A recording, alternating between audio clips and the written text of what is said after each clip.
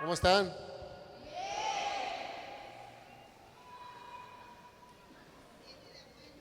¿Bien y de buenas? ¿O estás bien porque te dieron una buena noticia? Entonces, ¿por qué estás bien? ¿Tu vida es como tú quieres que sea? ¿Todo te ha salido como has pedido? Ah, el apóstol Pablo, bájale poquito, hijo, para que no vea tanto eco. El apóstol Pablo está preso injustamente a causa del evangelio en una cárcel de piedra, una catacumba, una cueva romana. ¿Se entendió lo que dije? Injustamente, sin esperanza. Él ya está. 2 veces lo habían dejado como muerto a pedradas y Dios lo levantaba para que siguiera predicando. Y esa vez ya está en Roma, ya mero le van a cortar la cabeza con la que tanto batallaba él. Y en esa cárcel fría, él escribe: todo lo puedo en Cristo que me fortalece. Pero no lo dijo como por alivianarse, es una afirmación. ¿Me explico? O sea, él dice, lo más seguro es que aquí quedé, ya se acabó la historia de Pablo en la tierra, pero todo lo puedo, que es mi fortaleza, que me fortalece. Y mira, hoy estamos hablando de él, de lo que él hizo, ¿sí o no? Ok, Pablo sufrió mucho.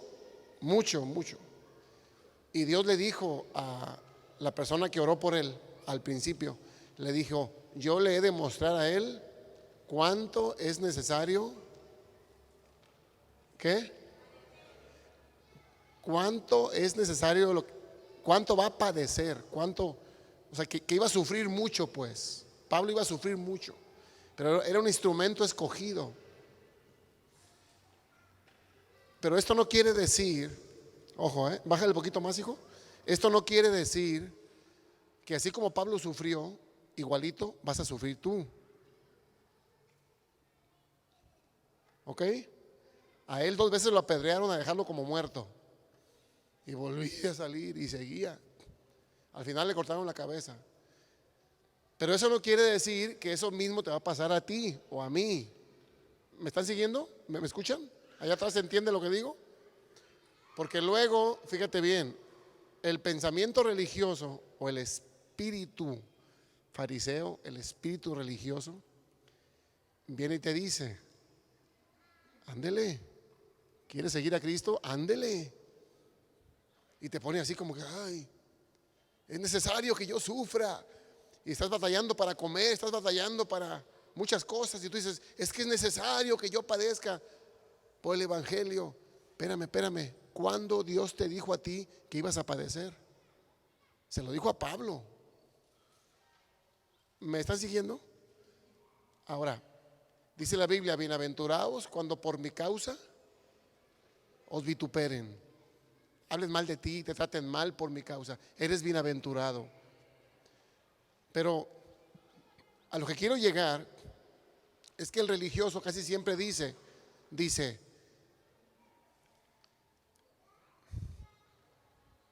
ejemplo,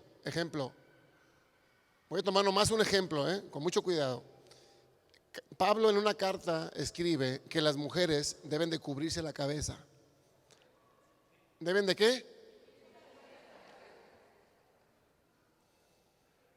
Y la manda esa carta, creo que no sé si fue a la iglesia, a la ciudad de Corintios o Filipo. ¿Corintios? Ok. Atención con esto, atención, para poderlo entender.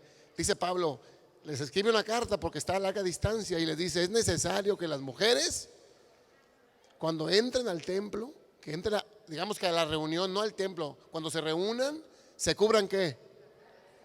Como señal de sujeción. Pero fíjate bien, esa carta de Pablo está entre las demás cartas en la Biblia, en el Nuevo Testamento. Pablo escribió varias cartas, no nomás esa. Y en esa carta toca ese tema. Pero vamos a ver, fíjate. Entonces la gente hoy lee la Biblia y lee esa parte y dice, todas las mujeres a la hora de que se reúnen tienen que cubrirse la cabeza porque aquí dice Pablo. ¿Me están siguiendo? Es que aquí dice, y sí dice. Pero Pablo está escribiendo una carta para atender un problema específico en una ciudad específica. Y les voy a explicar. En ese tiempo, en esa ciudad, estaba el templo de le hago así, el templo de la diosa del amor. Creo que Afrodita o algo así. Y la Artemisa esa. Y las sacerdotisas que operaban en el templo, su característica era que ellas estaban rapadas de la cabeza. ¿Estaban qué? Totalmente rasuradas. Era una característica de las sacerdotisas, de ese pseudo Dios que en realidad sabemos que es un demonio. ¿Me están siguiendo? Entonces, cuando llega Pablo a esa ciudad, hasta ellas, muchas de ellas, son tocadas por el poder del Espíritu Santo y se convierten, dejan a Artemisa y se vienen como seguidoras de Cristo. ¿Me expliqué? Pero ellas tienen el tema de que traen la cabeza ¿qué?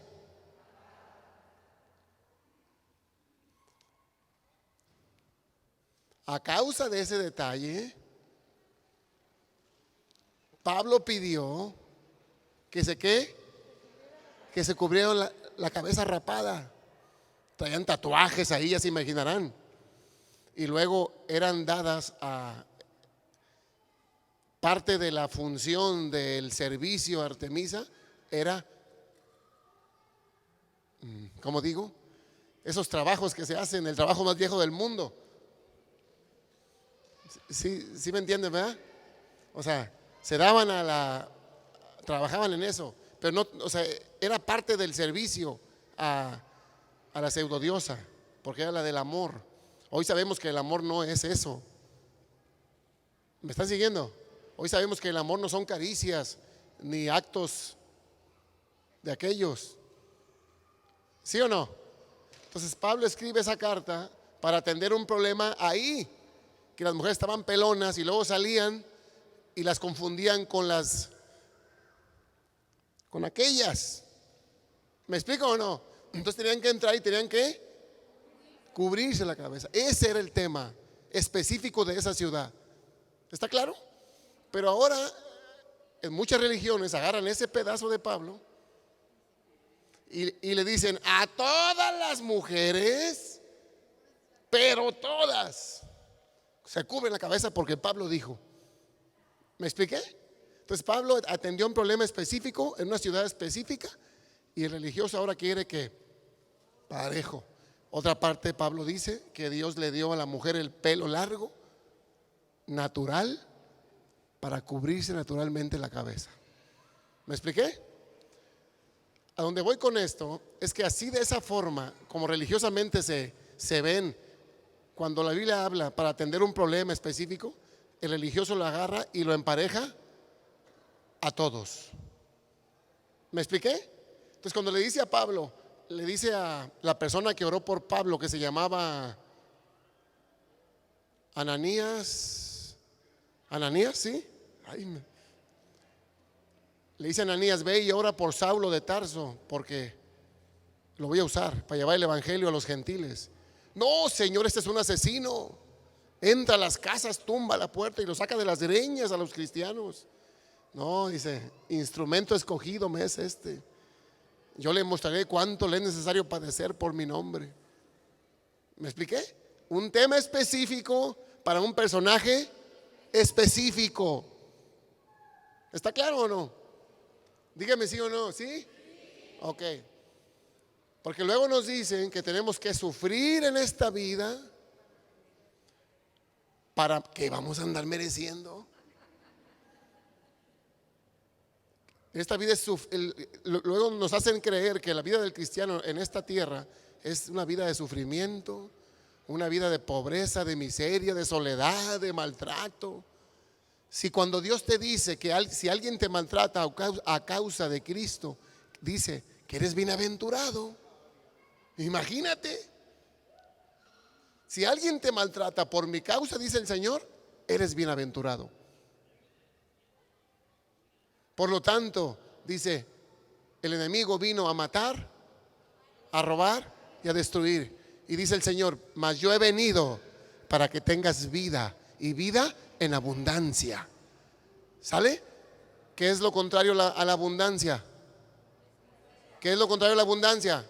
Escasez. Entonces, ¿qué tipo de vida quiere Dios que tú tengas? En abundancia. O sea, para nosotros el cielo, el reino de los cielos, no es en el tercer cielo. Empieza aquí. Escucha bien esto. Cristo trajo el cielo a la tierra. ¿Entiendes eso? No me crees lo que estoy diciendo. Cuando Jesús echó fuera un demonio frente a los religiosos, contra los religiosos dijeron y lo juzgaron que lo echaba fuera por el mismo diablo. Se ponían de acuerdo. Eso decían los ¿qué? Los religiosos. Jesús se voltea y les dice: si yo por el dedo de Dios echo fuera este demonio, eso quiere decir que el reino de los cielos ya está entre ustedes. ¿Me expliqué? Es una noticia tremenda. Esta noticia es lo que en una oración, no recuerdo si fue Jesús quien lo dijo, que alguien que sepa de eso me ayuda. Dice: te alabo, Padre, si ha sido Jesús, te alabo, Padre, desde el cielo y de la tierra, que escondiste estas cosas de los poderosos, de los reyes, de los profetas antiguos, y se las mostraste a los humildes, a los pequeñitos. ¿Quiénes somos? Nosotros. O sea, escucha, todos los profetas del Antiguo Testamento, todos los reyes del Antiguo Testamento, el gran rey David, Salomón, todos ellos de lejos, Isaías, Ezequiel, todos los profetas de lejos, ellos profetizaban sobre algo que iba a suceder algún día, que un día el Salvador iba a venir al mundo, que un día el Mesías iba a traer el reino de los cielos a la tierra, donde Satanás reinaba. O sea, el reino de los cielos iba a tomar por asalto al reino de Satanás en la tierra. Que un día, y está profetizado desde el propio Génesis, donde dice que la serpiente morderá a la simiente de Eva en el talón, en el carcañar. Pero dice también, pero él le pisará ¿qué? La cabeza. ¿De quién estaba hablando? ¿De quién estaba hablando? ¿De quién? Ay, lo voy a repetir otra vez. Fíjense bien, desde Génesis, desde la misma caída de Adán, desde el principio, estaba profetizando que iba a venir alguien descendiente de Eva, un ser humano, que la serpiente lo iba a morder. ¿En dónde? En el carcañar, como el talón, la parte de atrás. Pero que este descendiente de Adán y Eva le pisaría a la serpiente ¿qué? La cabeza, o sea, la mataría, la dominaría. ¿Quién es? Cristo Jesús. Y está profetizado desde el propio Génesis. ¿Me explico? Eso no lo profetizó Isaías, que el libro de Isaías tiene 66 capítulos, como la Biblia tiene 66 libros. Isaías lo profetizó. El rey David lo profetizó, pero no lo vieron con sus ojos. No era su tiempo. ¿Me explico? Pasaron muchos años y el Rey de toda gloria nace en un cuerpo semejante al cuerpo de pecado. O sea, un cuerpo humano como el tuyo y el mío. Y es herido, es llevado a la muerte. ¿Me explico? Pero él se voltea al tercer día y le pisa la cabeza a la serpiente. ¿Me explico? y le quita las escrituras y las llaves del Hades, a la muerte. Y dice que las llaves se las entregó a su iglesia, las llaves del Hades se las entregó a su iglesia. Y dice que las puertas del Hades no prevalecerán ante la iglesia de Cristo. ¿Me entiendes? ¿Sabes quién es esa iglesia? ¿Quién es esa iglesia? Todos los seres humanos que estamos en Cristo. No está hablando de religiones, está hablando de cristianos verdaderos, aquellos que han rendido su vida a Cristo. Repite conmigo: rendir mi vida a Cristo. Repite: no apropiarme de Cristo. Déjate lo explico de esta manera para entenderlo más fácil. Fíjate, está Jesús hablando. Se le juntan como 5,000 adultos más mujeres y niños. Un gentío. Llega la hora de la comida, pues no tienen para comer y están muy lejos de sus hogares. Y el Señor multiplica ¿qué? El alimento. ¿Sí o no? Después estas personas continúan siguiendo ¿a quién crees? A Jesús. ¿Sí o no? Y esas personas llaman ¿a quién más? A otras y luego a otras. Ya traía un gentío atrás de él impresionante. Ahora imagínate a Jesús. Pon mucha atención en esto. Imagínatelo. Se pone a hablar ante la multitud y luego dice: ustedes me siguen. No quiero decir, pero él dijo, por convenencieros. Él dice: ustedes me siguen porque les di de comer.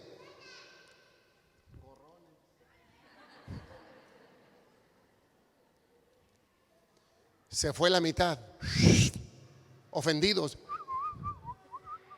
como los pingüinos, pero con la panza llena. Y luego la otra vez les dice: cualquiera de ustedes que ame más a su padre, a su madre, a su hija, a su hijo, a su hermana, no es digno de seguirme. Se va otro 25%, la otra mitad de la mitad que había quedado. Al final ya nomás le quedan 12. Yo me imagino a algunos de los discípulos. Pedro: ay, maestro, no digas eso, se nos está yendo toda la... Teníamos la iglesia más grande de todo Israel.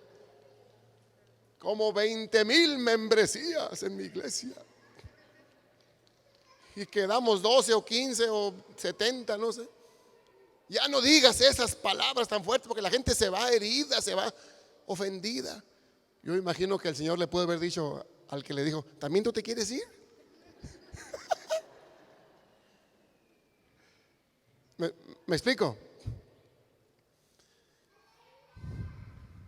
El que quiera salvar su vida, la perderá. A ver, explíquenme eso. Tópense en esa. El que quiera salvar su vida, ¿cuál vida? Esa vida que tienes. Tus proyectos, tu dinero, tu fama, tu nombre, lo que sea, lo que tengas.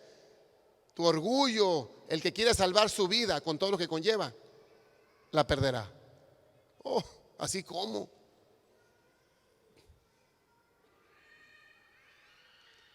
El que quiera, le dice, el que quiera salvar su vida, la perderá. Y el que por mí la ponga, la hallará. Y vida eterna, vida en abundancia. Fíjate, quiere decir esto, que nuestra vida como es, batallando y todo, Dios quiere, es como cuando pones a tu hijo a hacer un castillito y lo hace todo así, castillo todo chueco, y tú como papá le dices: entrégamelo y yo te lo hago el triple de bonito y de grande. Y tu niño dice: no, es mío. No, ay, no, y le reniegue.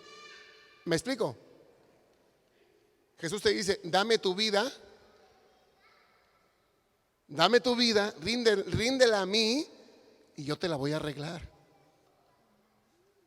Tu vidita así, yo te la voy a hacer así. ¿Me explico? No es que tú vienes y te apropias de Cristo. No, tú te entregas a Cristo. y en Él está la plenitud. ¿Me explico? Él es Dios, pleno, completo. Él te dice, renuncia a eso que tú crees que es importante, a tu propia vida. Ven y entra en mí, que en mí está todo. El oro y la plata son míos. ¿Me explico? En serio, porque los veo así como, ¿sí? Oye, Daniel, pero yo no puedo ser perfecto. No vas a ser nunca y Dios no te lo está pidiendo. Lo que te está pidiendo es que le entregues tu vida, así como está. Así entrégasela. Él vino a arreglar los rotos. Él vino a hacer todas las cosas nuevas. ¿Me expliqué? Entonces, ¿por qué tenemos miedo? ¿Por qué sufrimos? ¿Por qué? Cuando te está diciendo, entrégame todo, y tú tienes miedo a perder algo, creemos que lo que tenemos nos da seguridad.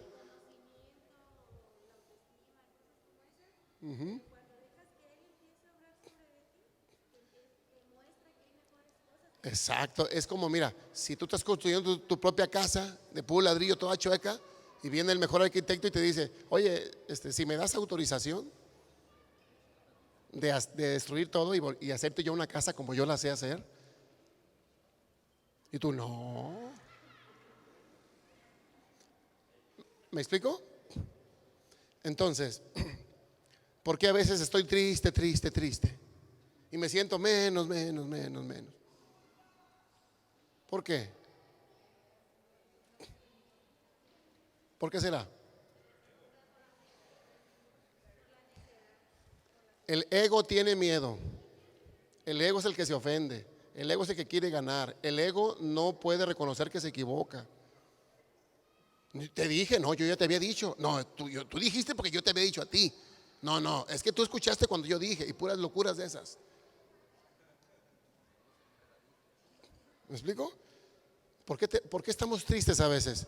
Te digo por qué. Porque somos seres humanos, imperfectos y corruptos. Porque no tenemos control sobre nuestra mente.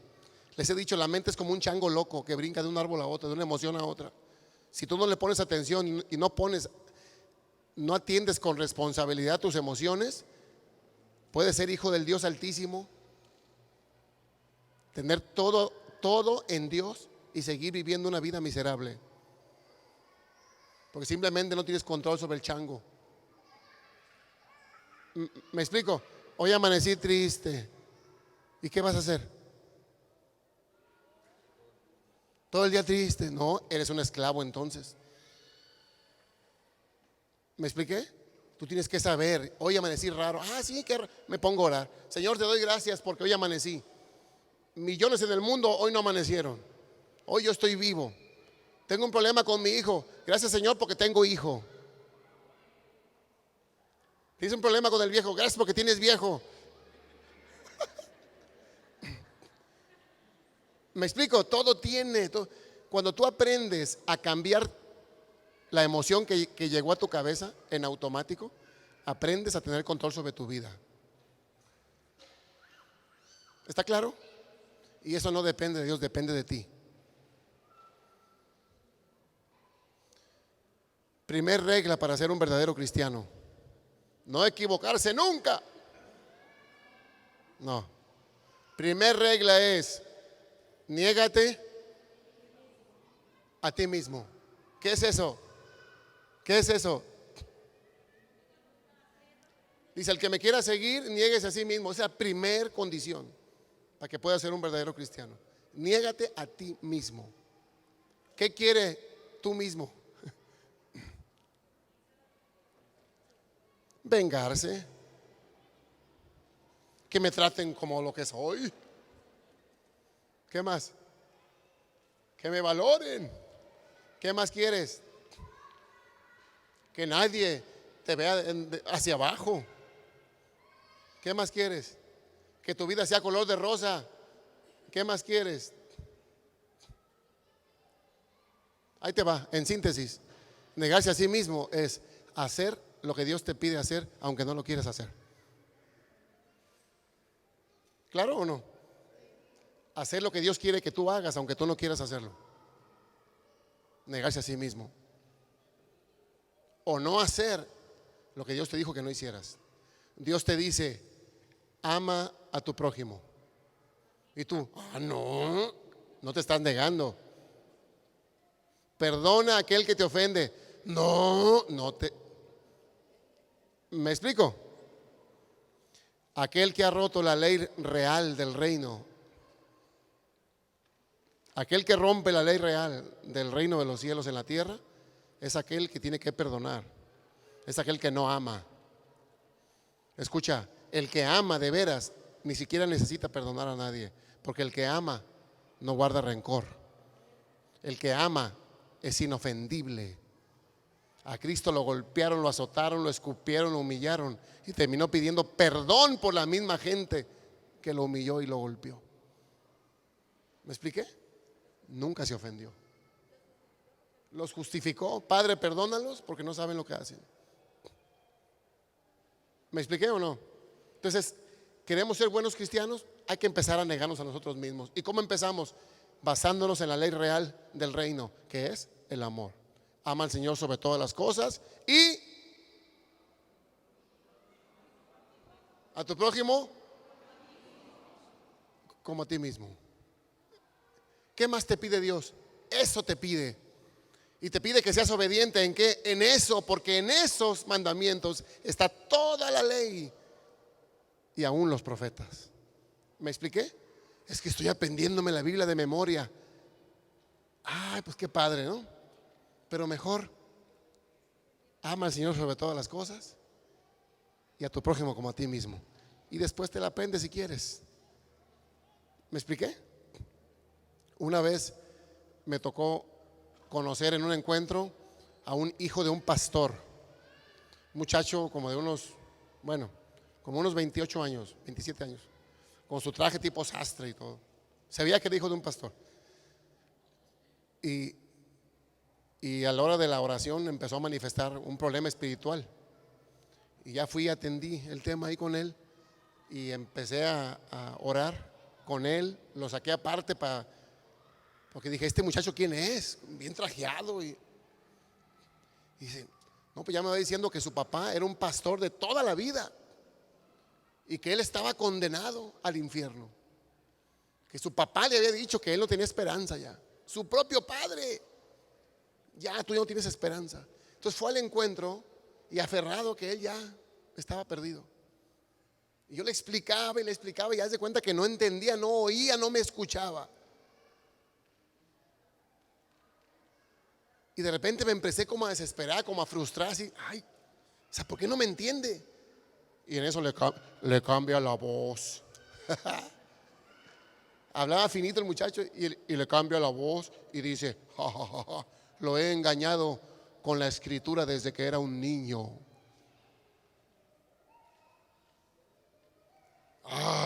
Me dio más. ¿Con qué lo había engañado? Con la propia Biblia. ¿Desde que era qué? Y su propio padre lo condenó y lo ató y lo amarró. Le dijo, tú te vas al infierno, no tienes solución. Me pesó tanto ese muchacho. Y me dio tanto coraje del bueno contra el enemigo. Dije, ya no más. Ya no más. Lo he engañado desde que era un niño con la escritura. Así dijo. Entonces, pues está bien, apréndete la Biblia, pero mejor conoce a Dios. ¿Me expliqué? No veamos la Biblia como el testamento de un muerto. Dios está vivo. Resucitó al tercer día y sigue hablando. ¿Me explico? Búscalo en tu intimidad, en tu habitación, enciérrate. Y Dios que te ve en lo oculto, te contestará y te premiará en público. ¿Me explico? ¿Quieres ser un verdadero cristiano? Ríndete. ¿Qué tienes que hacer? Ríndete.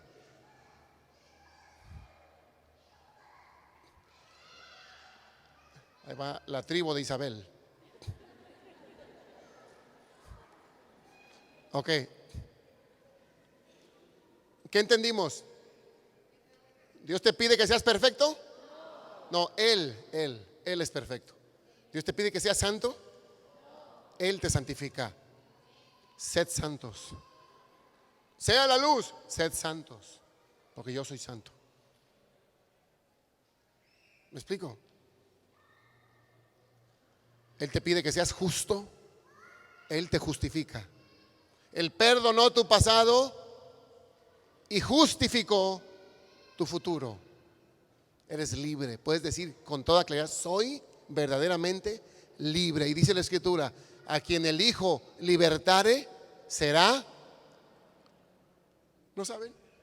Verdaderamente libre. Ahora, ¿quién de aquí está en Cristo? Los que no levantaron la mano, no la levantaron por vergüenza o porque no saben. Vuelvo a preguntar, ¿quién de aquí está en Cristo? Ok, ya la puedes bajar. Escucha, Él dice, yo soy el camino. El que está en Cristo está en el camino. ¿Camino a dónde? ¿Camino a dónde? No. Yo soy el camino, la verdad y la vida. Y nadie viene al Padre si no es a través de este camino. El que está en Cristo está camino de regreso a casa. ¿Me expliqué?